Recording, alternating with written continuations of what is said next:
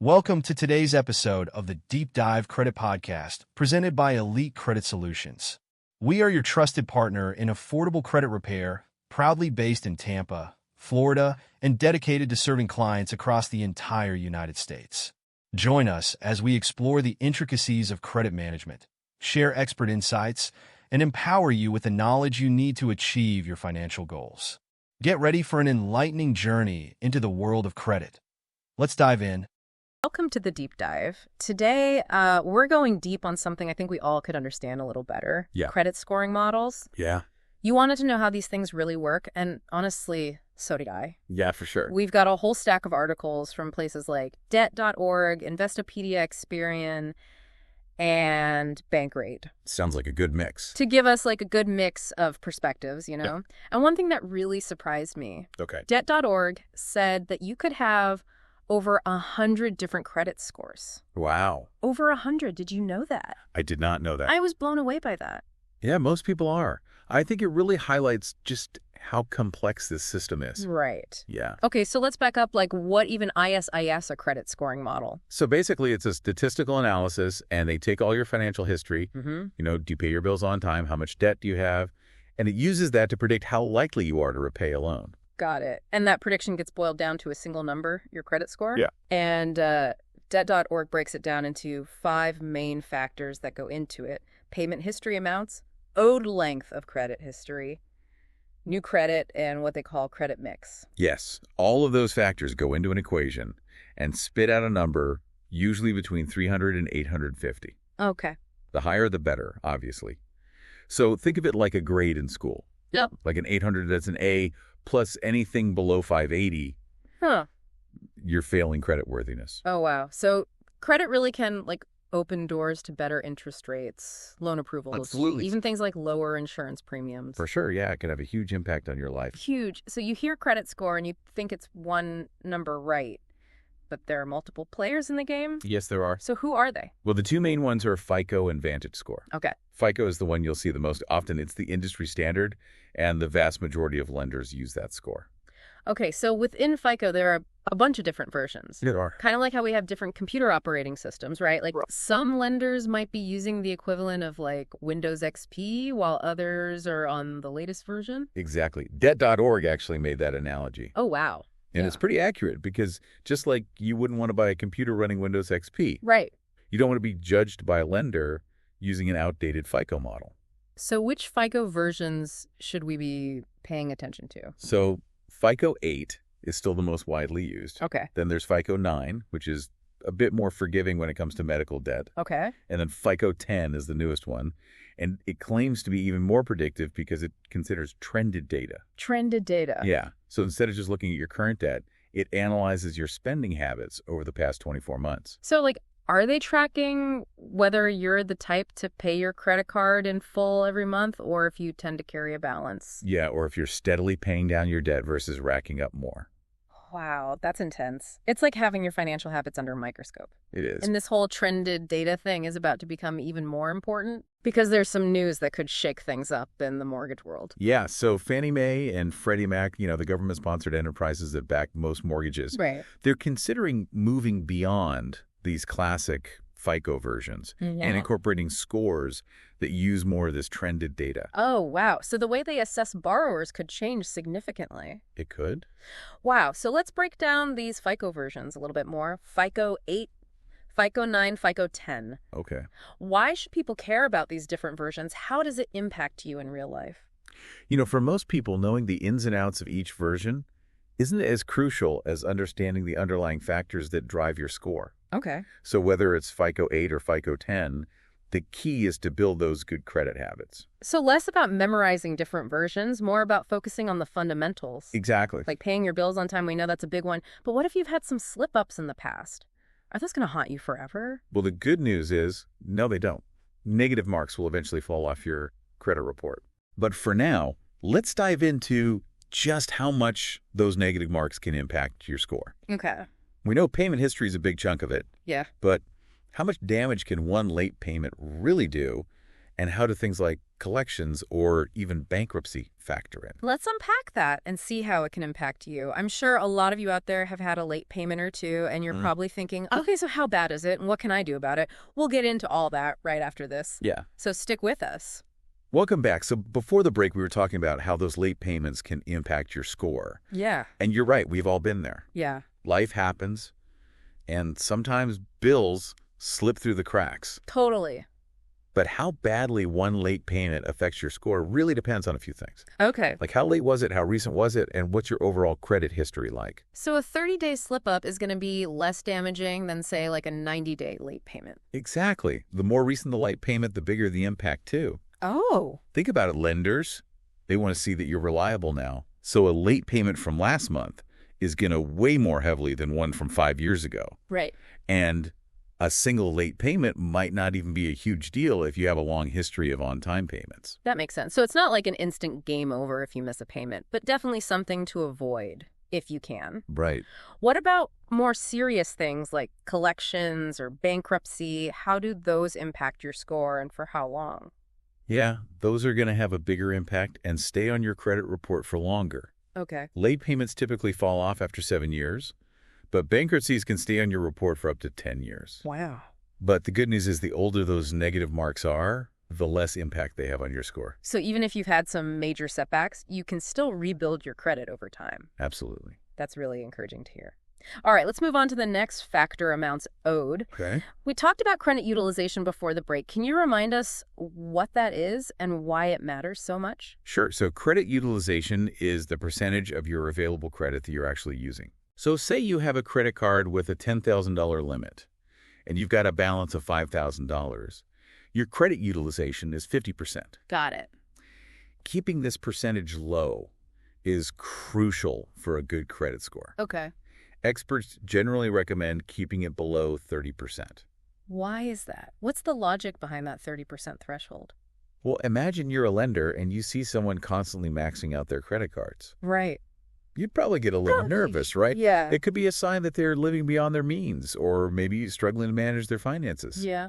So a lower utilization, it suggests you're using credit responsibly, not relying on it to stay afloat. So it's not just about the total amount of debt you have, but how much of your available credit you're using. Right. That's an important distinction. It is. What are some strategies people can use to lower their credit utilization? Is it just a matter of paying down debt? Paying down your balances is definitely the most effective way, Okay. but there are other strategies too. Investopedia points out that you can ask for a credit limit increase. If you have a good track record with a card issuer, they might be willing to raise your limit. Yeah. And that would instantly lower your utilization, even if your balance stays the same. Oh, that's a good one. Yeah. It's not about spending more. It's about creating more breathing room within that credit limit. Right. I like it. Okay. All right. Next factor, credit history length. Okay. Why is a longer credit history better? And what if you're new to credit or you have a shorter history? Is there anything you can do to boost that factor? So a longer credit history gives lenders more data points, Yeah. to assess your behavior, shows them that you've been managing credit responsibly for a while. Right. But if you're new to credit, it can feel like you're at a disadvantage. Right. But there are ways to build that history. What are some strategies? One option is to become an authorized user on someone else's credit card. Okay. Ideally, this would be someone with a long and positive credit history, Got it. like a parent or a spouse. And their good credit behavior will show up on your credit report, giving you a head start. Just make sure you trust the person you're piggybacking on to be responsible with their credit. Right. Of course. Another option is to get a secured credit card. Okay. These cards require a security deposit, which acts as your credit limit. Gotcha. It's a good way to start building credit from scratch because the risk to the lender is lower. Right. And as you use the card responsibly, make your payments on time, you'll start to establish a positive credit history. Great. And Debt.org even pointed out that some of the newer FICO models, like FICO 9, they consider your rental history. Yeah, they do. So if your landlord reports your payments, that can actually give you a credit boost. Yeah, especially if you're new to credit. Wow. It's really all about demonstrating responsible financial behavior, even if it's not in the traditional sense of credit cards and loans. That's great news for renters. It means you're not starting from zero just because you haven't had a credit card or a loan before. Okay, 2 factors left on our list: credit mix and new credit. let's tackle credit mix first. Okay. We know it's good to have a variety of credit accounts, but what does that actually mean and how much does it actually matter? Having a mix of credit accounts, things like credit cards, installment loans like auto or student loans, Okay. maybe even a mortgage. Oh. It shows lenders that you can handle different types of credit responsibly. Okay. It demonstrates a more well-rounded credit profile. So should you go out and get a car loan or a personal loan just to diversify your credit mix? Definitely not. Okay. Remember, don't borrow money. You don't need just to boost your credit score. Right. Focus on managing the accounts you already have responsibly. And over time, as you build your credit history, you'll naturally develop a more diverse mix. Got it. Like, for example, if you've only ever had credit cards and then you decide to buy a car and finance it with an auto loan, Right. that's a natural way to diversify your credit mix. Yeah. You're not taking on debt. You're simply demonstrating your ability to manage a different type of credit. It's about making smart financial decisions that align with your goals, not just chasing a higher credit score. Exactly. Okay, last but not least, new credit. We talked before about how each time you apply for a loan or credit card, it can trigger a hard inquiry on your credit report. What are those and how much do they impact your score? Yeah. So a hard inquiry means a lender has checked your credit report because you've applied for credit with them. Okay. Each hard inquiry can cause a small temporary dip in your score. Why is that? Lenders get a little wary when they see a lot of inquiries in a short period. Okay. It can signal that you're desperate for credit or that you're about to take on a lot of new debt. Right. So if you know you're going to be applying for several loans or credit cards soon, like maybe you're shopping for a mortgage or planning a big purchase, Yeah.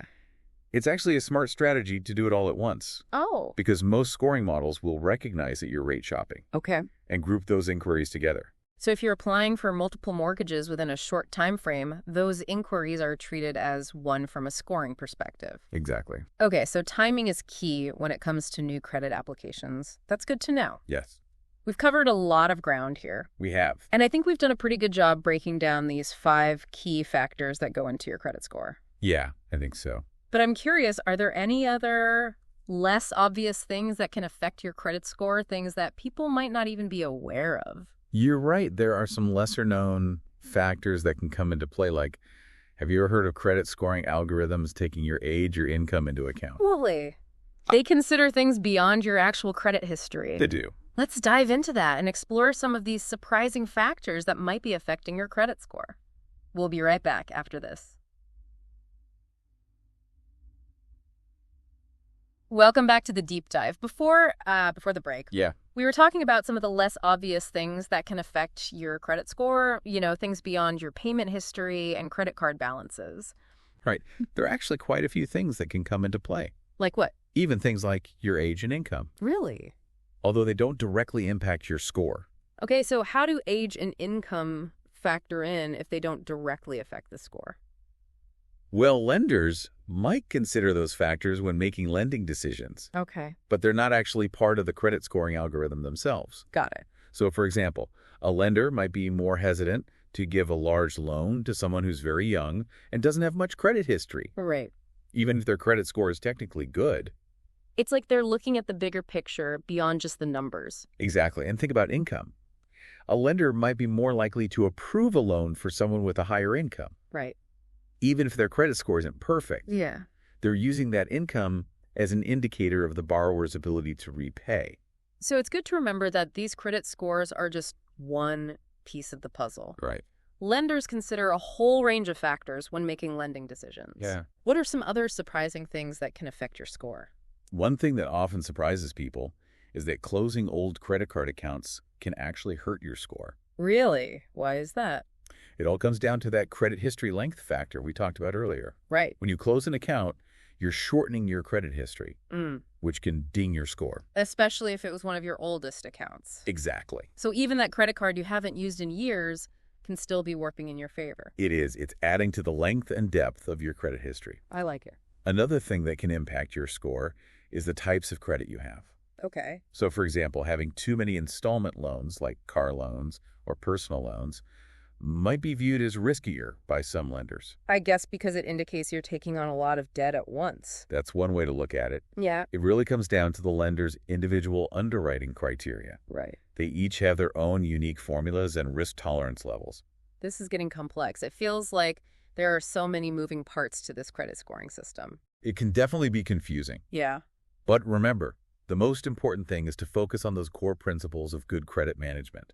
Right. Pay your bills on time, keep your credit utilization low, and use credit responsibly. If you do those things, you'll be setting yourself up for success no matter what quirks the scoring models might have. For sure. Well, we've covered a ton of information about credit scoring models in this deep dive. We have. From the basic factors that make up your score to some of the less obvious things that can affect it. Right. And we've talked about how different scoring models like FICO and VantageScore work and why those differences matter. And we explored some practical strategies you can use to improve your credit score, starting with the most fundamental, paying your bills on time. Absolutely. It's all about building good financial habits and making smart choices that support your long-term financial well-being. Well said. Well, I hope you found this deep dive helpful and informative. Me too. And remember, knowledge is power. The more you understand about your credit score, the better equipped you'll be to manage your finances and achieve your financial goals. Absolutely. It's about taking control and making informed decisions. Thanks for joining us on this deep dive. Yeah, thanks for listening, everyone. Until next time, stay curious, stay informed, and keep on learning. That wraps up another insightful episode of the Deep Dive Credit Podcast, brought to you by Elite Credit Solutions, your go-to resource for affordable credit repair across the United States. We appreciate you joining us today, and we hope you found the information valuable and empowering. If you're ready to take control of your financial future, don't hesitate to reach out to us at 813-317-6776.